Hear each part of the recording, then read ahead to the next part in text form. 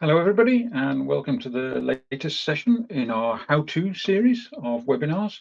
This is where we focus in on a particular aspect or benefit or feature of Patronum so you can really get value from it. In this session, we're going to be focusing on the dashboard. If you've got any questions as we go through, please use the online chat and we'll answer them as best we can. Okay, well, let's dive right in. This is the basic dashboard. I'll run through each of the sections in here and we'll get into them in a bit more detail.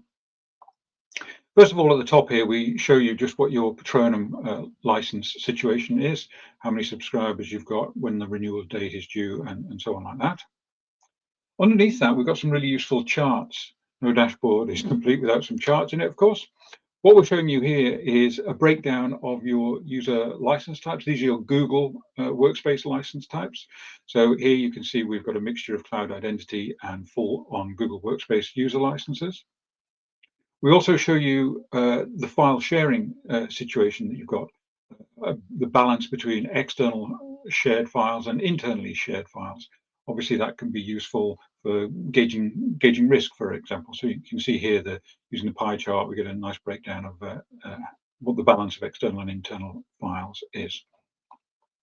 And then we show you the number of shared drives you've got and the balance of those, how many files there might be in those shared drives. So you can see here we've got one that's very much being used much more widely than the other ones. If we click on this little drop-down arrow, we can open up this panel and see some more detail here. First of all, our top 10 sharing users. So these are the users who are sharing more files than anybody else. So the kind of leaderboard, if you like. And then the next panel is what are the top 10 actually externally shared files. So these are the files themselves. Now, this is our demo domains. There's a lot of random file names and things in here, nothing for you to worry about, but just gives you a sense of what those top 10 shared files are. And then also the external domains. Which domains are having more files shared with them, files and folders shared to them. So here we can see this particular domain way out and above all of the others. So again, these are visual snapshots to just give you a quick idea of what's going on in your environment, allowing you to then make further decisions if you need to. Beneath that, we've got a couple of lists. The first one is the alerts list. If I open this panel up, we'll scroll down a bit, you can see these. These are a bunch of alerts, series of alerts that we've defined to draw your attention to really important things going on in your Google Workspace environment. The list here has been created based on our own experience from administrators, and also customer feedback. So if there's an alert that you particularly need, you think it's something that would be useful for other customers as well, then let us know, and we'll analyze it. And if it's something that we think has got widespread benefit, then we can include it in this list. I'll just run through some of these so you get an idea. I mean, it'd be quite boring if I read them all out, but you can see here we can look at how many users have got email signatures that are outside of the control of Patronum. We've seen before in one of our previous webinars how to manage email signatures. Well, in our environment here, we've got quite a lot that are outside of that control. So maybe our policy needs to be tweaked to scoop those users up into our signature policy. A bit further down, we've got some users who are suspended. Maybe they're partway through an offboarding process. Useful to know that. We've got 52 users down here who've got delegated access. So if we click on view, for example, I can drill into that and we can see exactly who that delegate access is between from one user to another. So again, nice little snapshot to give us a quick view of exactly what's going on. And you'll see here on many of these lists, we've got the ability to export that, and it'll be in CSV format, which you can then manipulate in your favorite spreadsheet package. Now, some of these alerts can be configured. They'll have a little cog or gear icon next to them. And in these cases, this is so that we can set the threshold at which the alert is triggered. If I click on the gear, you can see this is for shared drives. What's the volume of data within shared drives? whether we want to get alerted to that over a particular threshold, and we can define what that threshold is here. To the side of each of these alerts, we've got a toggle where we can turn on or off notifications.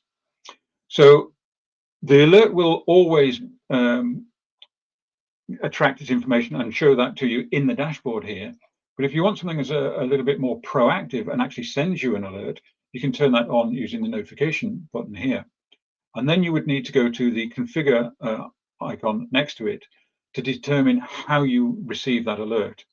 And that can be an email. So you would put in a separated list of email addresses there, so it can be one or more email recipients. Or you can add a webhook.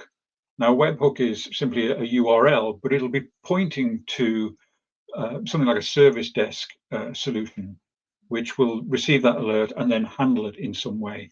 So many of these service desk solutions would create a ticket for the service desk to deal with. So you can use Patronum to create alerts when particular events occur or when particular thresholds are met, and then that will automatically generate a ticket for you in your ticketing system for one of your agents to pick up and deal with. Okay, so each of these different alert types can be turned on and off to suit and have the location or the URL of the alert configured separately. I'm going to close that list back up again, go down to the next list. This is called approval requests. Now in here, if you've seen some of our previous webinars, you will have seen that you can request approval for certain policy actions.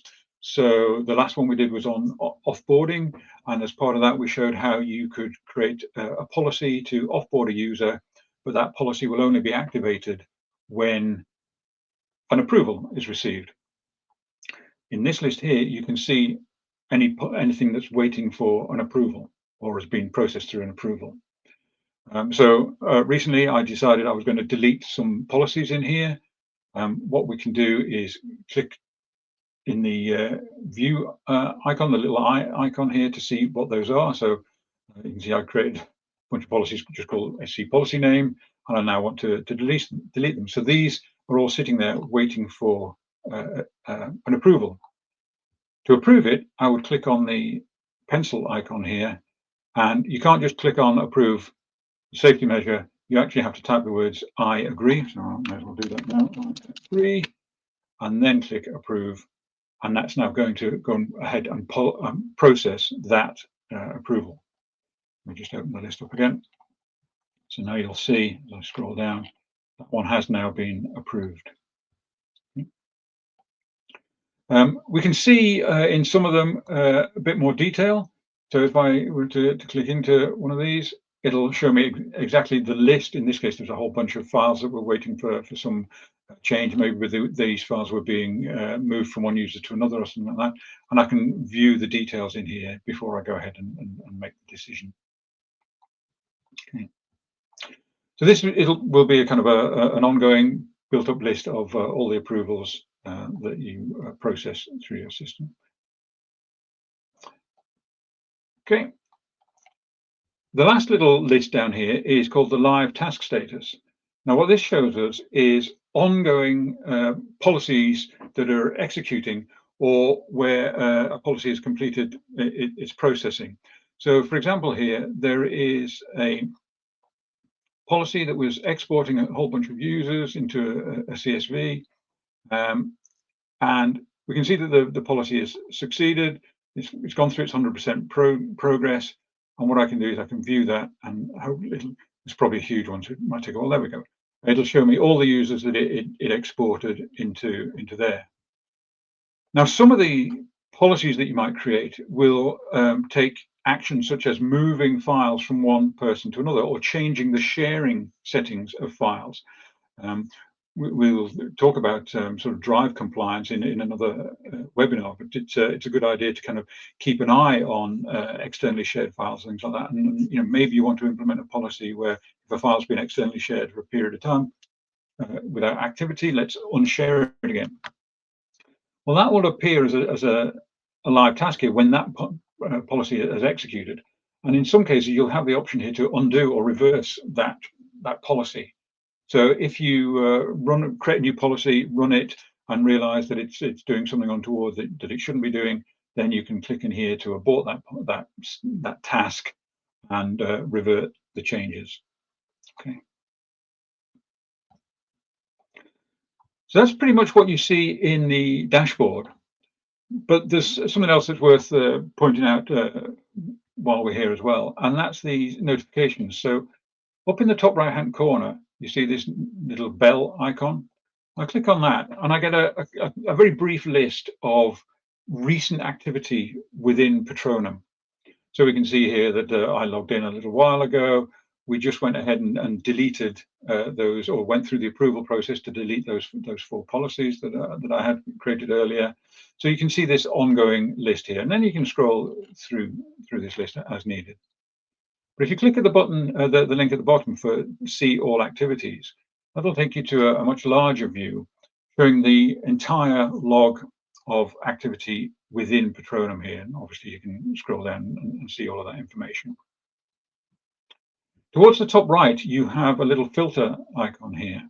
You click on that, and that will open up a panel on the left-hand side, where we can filter by event name, event description, the actor who's performed that change, and so on. So, for example, if I were to just filter the list by myself in here, do a search, it'll filter out and find you only the event log activity performed by me. I could change the or search for an event. So let's say login as an event name, and what it's going to do is it's going to search for that word within the text of the event name field. So now we're only seeing if logins by me, and over a particular time period, I could filter like that. So the typical filtering of log information. So if you need to figure out why maybe a policy has gone wrong or something like that, you could search for that policy name in here. So you could, if you know what the policy is called, you could put that in the event name, because that will appear in the name. So here, for example, I've got policy SC files with link was started. Okay, so that is telling me that I've got a policy called SC files with link. So if I were to search for that event name in here, I'd find all events that were tagged with that file name, that event name, sorry, that policy name in the event name description. Then I can find out who changed it and at what time and what date did they change it. So if something's gone wrong with my policy, I can kind of do a bit of troubleshooting and go and ask that person why they changed it and what they were hoping to achieve. Okay. So this was going to be a very quick webinar. There's not a lot to the dashboard. It's something that we're looking to enhance over time. So if you do have requests to add more information, we're already looking at additional charts that we can put in here based on the file compliance components of Patronum Plus. So if there's anything you think would be useful for yourself and any other customers, please do let us know. We want to make this as useful and powerful as possible. And just please don't overlook it. Just because you always arrive in the people view when you open Patronum, don't forget that there's a dashboard there for you to work with as well. All right, we'll see you on the next one. And again, if you've got a particular topic that you want us to cover, just let us know. Thanks.